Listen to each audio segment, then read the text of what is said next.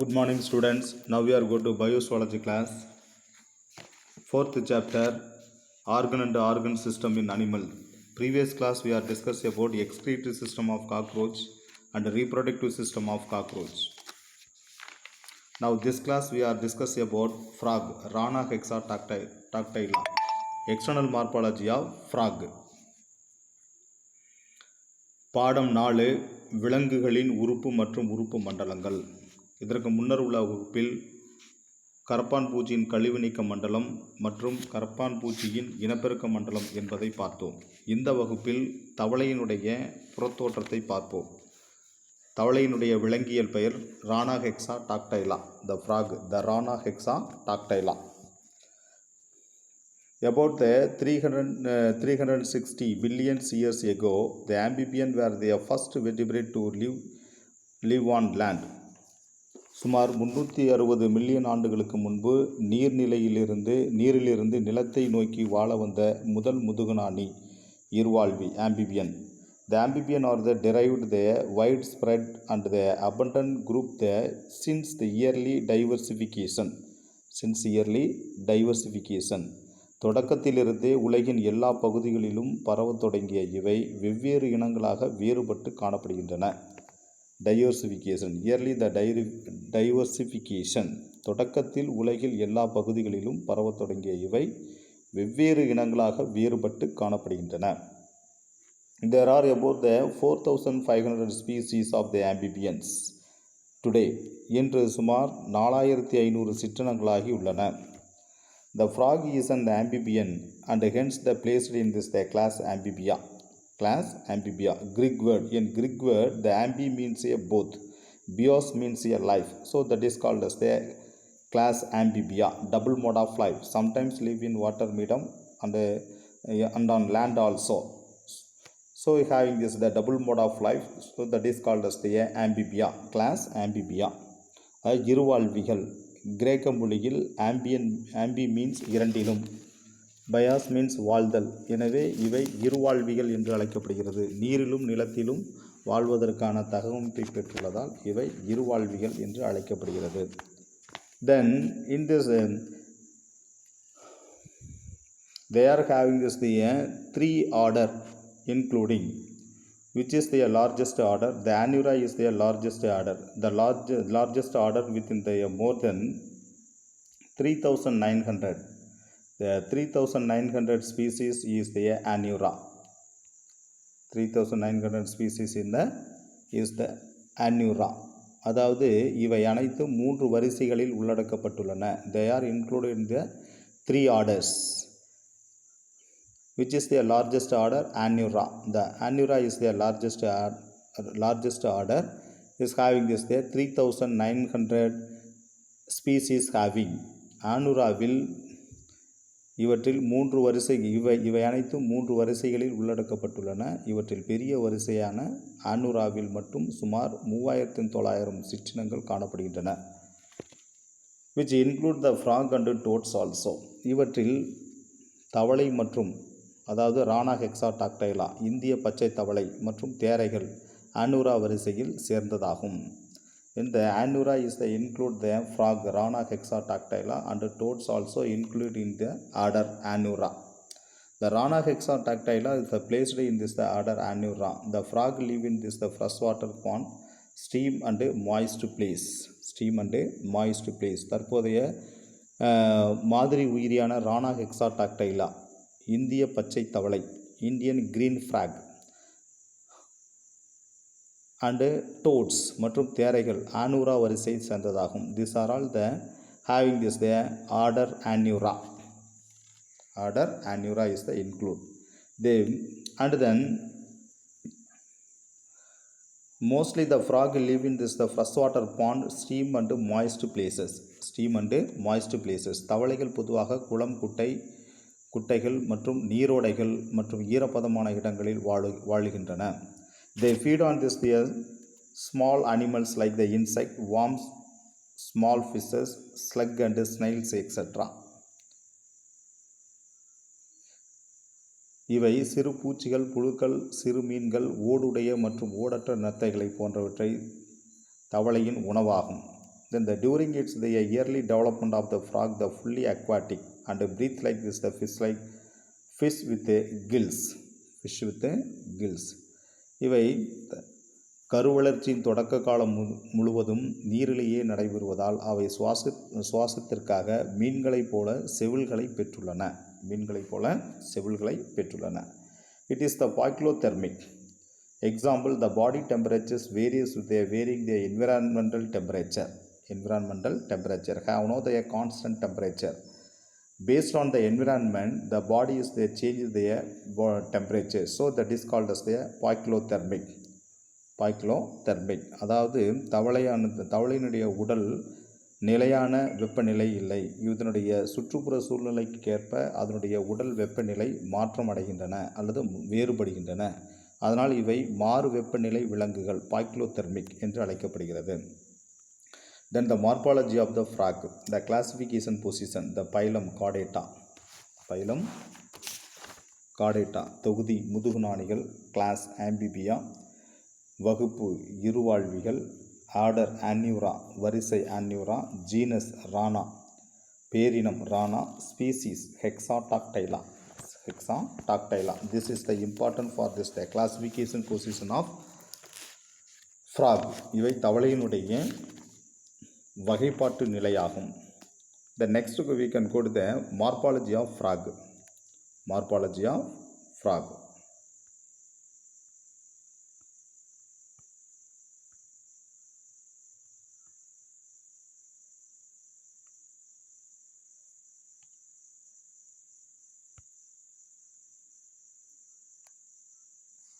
The body of the frog is the streamlined to help in the swimming. படகு போன்ற தவளையின் உடல் நீரில் நீந்துவதற்கு ஏற்றதாக உள்ளது. It is the dorsoventrally flattened and is the divisible into the entire body, divide the two regions, the head and trunk region. முதுகுப்புற வயிற்றுப்புற அச்சுவாக்கில் தட்டையாக்கப்பட்ட தவளையின் உடலானது இரண்டு பகுதிகளை கொண்டுள்ளது. ஒன்று தலை மற்றும் உடல் என இரு பகுதிகளை கொண்டு காணப்படுகிறது. The body is covered with a smooth slimy skin loosely attached to the body wall. உடலில் மேல் பொருத்தப்பட்டுள்ள மென்மையான வழுவழுப்பு தன்மை மிக்க தோல் தளர்வாக உடலோடு இணைக்கப்பட்டுள்ளது. The slimy skin loosely attached to the body wall. The skin is the dark green on the dorsal side and then pale ventrally. அதாவது இதனுடைய தோல் முதுகுப்புறத்தில் உள்ள தோல் அடர்பச்சை நிறத்தையும் வயிற்றுப்புறத்தில் வெளிரிய நிறத்தையும் கொண்டு காணப்படுகிறது. The head is almost triangular in shape and has the apex. முக்கோண வடிவிலான இதனுடைய தலையின் முன்பகுதி சற்றே நீண்டு கூர்மையாக காணப்படுகிறது. அபெக்ஸ் கூர்மையாக காணப்படுகிறது. which form a snout. நீண்டு கூர்மையாக முன்பகுதி காணப்படுகிறது. Then the mouth is at the anterior end and can open widely. இதனுடைய வாய் பகுதி முன்பகுதியின் அகன்ற பெரிய வாய் அமைந்து காணப்படுகிறது. Open widely. The mouth is at the anterior end, can open widely. முன்முனை பகுதியில் அகன்ற பெரிய வாய் அமைந்து காணப்படுகிறது. This is the head regions. Then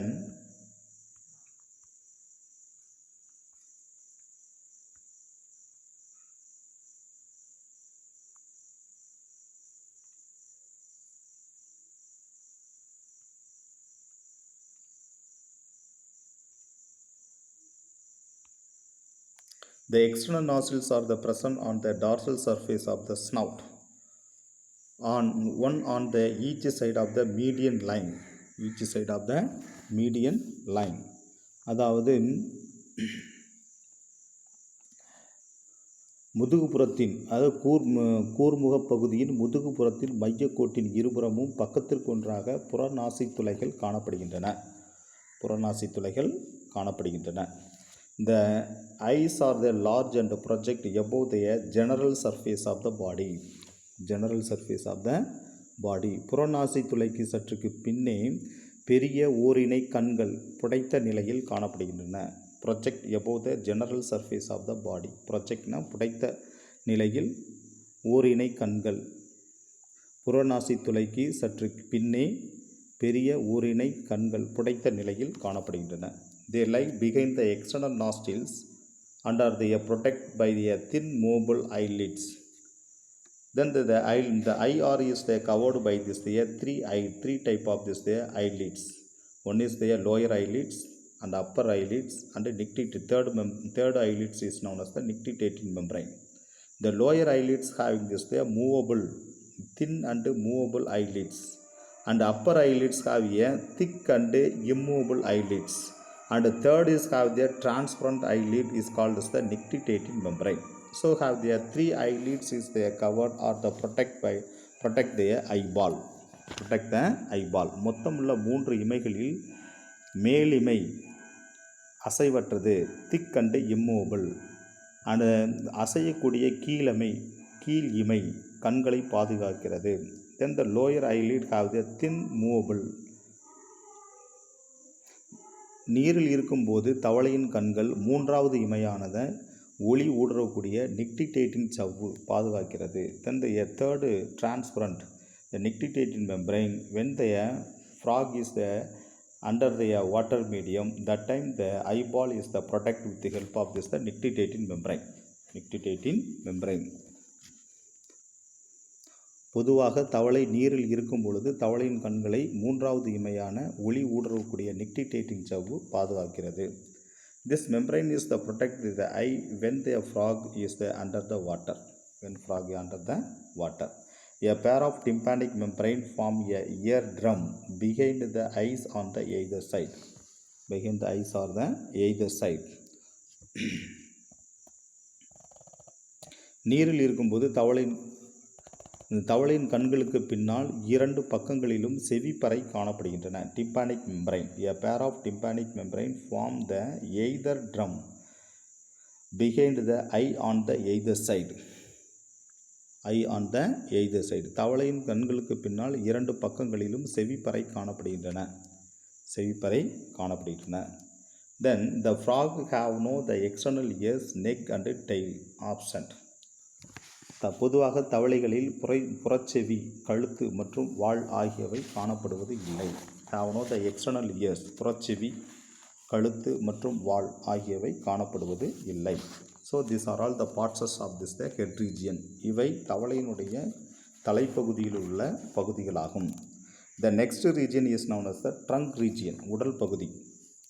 The trunks bears a pair of 4 limbs and a pair of hind limbs.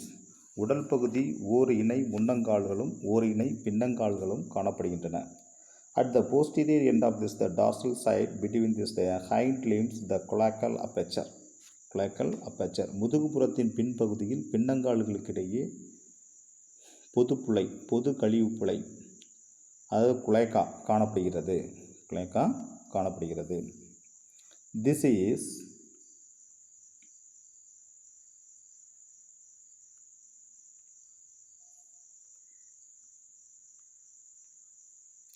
This is common opening for the digestive, excretory and reproductive system. இந்த பொது கழிவுப்புழை குளேக்கா என்பது செரிமான, சிறுநீரகம் மற்றும் இனப்பெருக்க பொது கழிவுப்புழையாக அமைந்து காணப்படுகிறது. The next one is the limbs also have the 2 pairs of the limbs. One pair is known as the forelimbs, another pair is known as the hind limbs. அதாவது 2 ஜோடி கால்கள் காணப்படுகின்றன. ஒரு ஜோடி முன்னங்கால்கள், ஒரு ஜோடி பின்னங்கால்கள் எனப்படுகின்றன. The forelimbs are the short, stumpy and helps to the bears the weight of the body. பொதுவாக முன்னங்கால்கள் குட்டையான மற்றும் தடிமனான முன்னங்கால்கள் உடல் எடையை தாங்கக்கூடியதாக உள்ளது. Then they are helpful for this the landing of the frog after the leaping. இந்த முன்னங்கால்கள் உடல் எடையை தாங்கக்கூடியதாக உள்ளது. தாவலின் முடிவில் தரையிறங்கும் போது நிலத்தில் ஊன்றுவதற்காக இந்த கால்கள் பயன்படுகின்றன. லேண்டிங் நிலத்தில் ஊன்றுவதற்காக. ஆஃப்டர் த லீப்பிங் தாவலின் முடிவில் தாவுதலுக்கு பிறகு தரையிறங்கும் பொழுது நிலத்தில் ஊன்றுவதற்கு இந்த முன்னங்கால்கள் பயன்படுகின்றன. லீப்பிங்னா தாவுதல். தாவுதலுக்கு பிறகு நிலத்தில் ஊன்றுவதற்காக, லேண்டிங் ஊன்றுவதற்காக இந்த முன்னங்கால்கள் பயன்படுகின்றன. The each forelimbs consists of and this the upper arm, forearm and a hand have the 3 parts. அது முன்னங்கால்களில் 3 பகுதிகள் காணப்படுகின்றன. அவை மேற்கை அப்பர் ஆர்ம், முன்கை ஃபோர் ஆர்ம், அடுத்து கை ஹேண்ட் என 3 பகுதிகள் காணப்படுகின்றன. The hand bears the 4 digits. hand bears the 4 digits. கையில் 4 விரல்கள் காணப்படுகின்றன. So this are all the parts of the 4 limbs. இவைகள் முன்னங்கால்களுடைய பகுதிகளாகும். The next one is the hind limbs. The hind limbs are the large, long and consist of the 3 region, thigh, shank and foot region. பின்னங்கால்கள், அதற்கடுத்து பின்னங்கால்கள் நீண்டு பெரிதாக உள்ளன. இவற்றில் 3 பகுதிகள் காணப்படுகின்றன. தை தொடைப்பகுதி, shank கீழ்கால் மற்றும் ஃபுட் பாதப்பகுதி என 3 பகுதிகள் கொண்டு காணப்படுகின்றன. The foot bears their 5 long webbed toes and 1 small spot called as their 6th toe. அதாவது பாதத்தினுடைய விரலடை சவ்வு வெப்புடு ஃபீட், விரலடை சவ்வு கொண்ட 5 விரல்களும் 6வது விரல் என கருதப்படுகின்ற சிறிய புடைப்பு spot, a small spot called as the 6th toe, 6வது விரல் என கருதப்படுகின்ற சிறிய புடைப்பும் காணப்படுகின்றன. These are the adaptation for the leaping and swimming.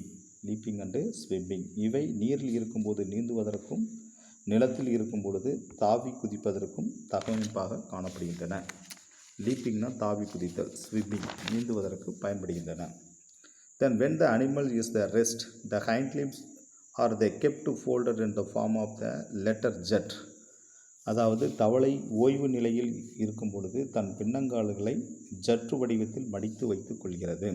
ஜற்று வடிவத்தில் மடித்து வைத்துக் கொள்கிறது. So this are all the parts of this the hind limbs. இவை தவளையினுடைய பின்னங்கால்களுடைய பகுதிகளாகும். Then next one is the sexual dimorphism. Sexual dimorphism,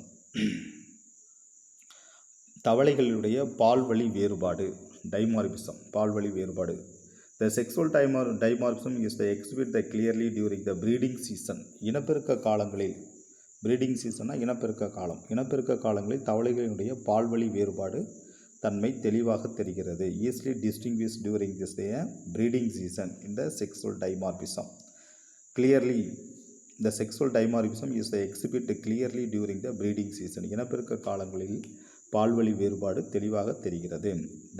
Particularly the male frog has a pair of vocal sacs and a copulatory or a nuptial pad on this the ventral side of the first digits the each 4 limbs. அது பொதுவாக ஆண் தவளையில் ஓரிணை குரல் பையும், vocal sacs ஓரிணை குரல் பையும், முன்னங்கால்கள் முதல் விரலில் கீழே கலவி திண்டு நப்சல் பேட் ஆகிய வளர்ச்சியடைந்து காணப்படுகின்றன.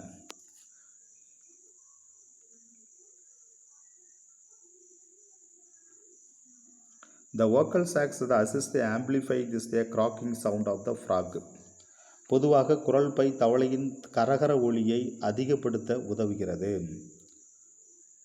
vocal sacs assist to amplify the croaking sound, கரகர ஒலியை அதிகப்படுத்துதல், amplifying அதிகப்படுத்துவதற்காக உதவுகிறது. Generally the vocal sac and nuptial pad are the absent in the female frog. பொதுவாக பெண் தவளைகளில் குரல் பை மற்றும் கலவை திண்டு காணப்படுவதில்லை. This is the sexual dimorphism of this male and female frog.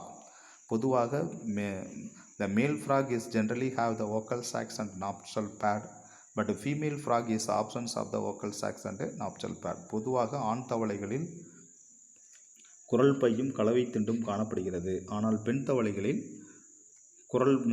குரல் பையும் கலவை திண்டும் காணப்படுவதில்லை. This is the major difference between this the male and female frog. இது ஆண் தவளை மற்றும் பெண் தவளைக்குள்ள வேறுபாடுகள் ஆகும். Now go to the Tamil medium students.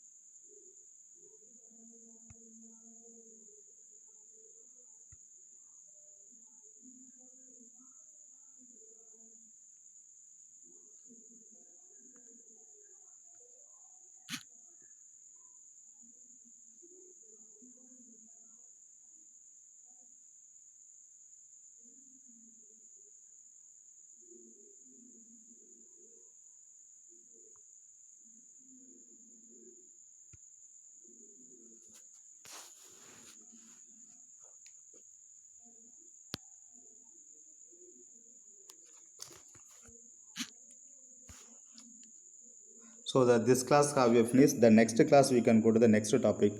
Thank you.